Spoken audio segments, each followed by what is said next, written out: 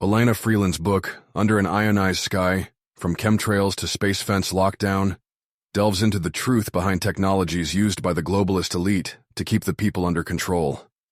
You may have seen these technologies being used in recent instances, but Freeland reveals the role they play in some notable events. Her book dives deep into the mysteries of our world and uncovers the truths that often go unnoticed.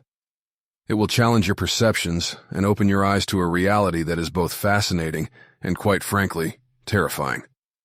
Freeland repeatedly touches on the manipulation of weather and the atmosphere, something she tackles in her other book, Chemtrails, HAARP, and the Full-Spectrum Dominance of Planet Earth. The use of chemtrails, ionospheric heaters, and other technologies to control the climate and the environment is well documented. The normalization of geoengineering is a concerning trend. While the idea that we are deliberately altering the atmosphere to combat so-called climate change is being sold to the public, the reality is far more complex. She highlights the military's role in weather engineering, pointing out that the military-industrial intelligence complex is using these technologies for their own purposes, often at the expense of public health and environmental stability. But the use of these technologies doesn't end at weather manipulation. Freeland notes that similar technologies were used during the September 11, 2001 attack that destroyed the World Trade Center in New York City. She presents evidence that directed energy weapons, DEWs, were used that day. These are not your typical weapons. They are sophisticated devices capable of producing devastating effects. The destruction of the Twin Towers was a blatant demonstration of their power. The buildings disintegrated in a way that defies the conventional explanation of fire and structural failure. Freeland also cites the works of other authors, like Dr. Judy Wood, whose book, Where Did the Towers Go?, examines the disintegration of the Twin Towers. She discounts conventional explanations like kerosene-fueled fires, thermite, and mini-nukes. Instead, Wood proposes the Hutchison effect, which involves interfering microwave energies in an electrostatic field. This could explain the molecular dissociation of the towers, the cars on fire, but not the adjacent trees, and the papers found miles away. Photographer David Hanshu, who Freeland also mentions in her book, meanwhile described a high-pressure gas line sound and a huge volume of black smoke. These are not the characteristics of a typical building collapse. The presence of barium and quartz in the debris, the St. Elmo's fire flames, and the description of black clouds with substance all point to a highly charged atmosphere. The involvement of entities like Raytheon, with its HAARP patents and connections to the hijackers, further complicates the narrative.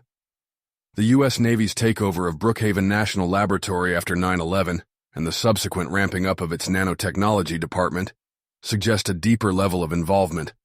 Freeland also notes other examples of such technologies being weaponized, one instance being the crash of TWA Flight 800 in 1996.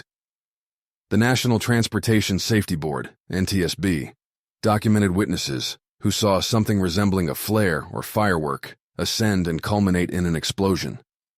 This is eerily similar to the events of 9/11, where the initial hours after the crash were carefully controlled. Later that year, American Airlines bought out TWA, and the narrative was quickly buried. Then there's the case of Senator Paul Wellstone, a vocal critic of the war on drugs and the impending war on terror. His plane crash in 2002, which killed him and his wife, is shrouded in controversy. While the NTSB report is disputed, with allegations of an official cover-up, the book American Assassination by Don Jacobs and James Fetzer suggests that the plane was shot down with a directed energy weapon. The space shuttle Columbia, STS-107, exploded over Texas in 2003. An amateur astronomer captured a photograph of a purplish electrical bolt striking the craft. This is consistent with the use of DEWs, which can produce electromagnetic disturbances. Ultimately, the implications of these technologies are profound. They affect not only our physical environment, but also our mental and emotional states. The use of electromagnetic frequencies to influence human behavior. Another striking example is a reality that we must confront. As we continue to uncover the truth, it's crucial that we remain vigilant and informed. The future of our planet and our species depends on our ability to understand and resist the forces that seek to control us.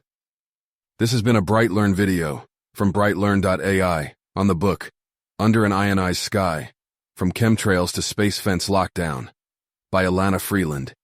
Visit BrightLearn.ai for more fascinating videos like this one, and visit naturalnews.com for full editorial coverage and breaking news on critical stories that keep you informed and aware of what's really going on.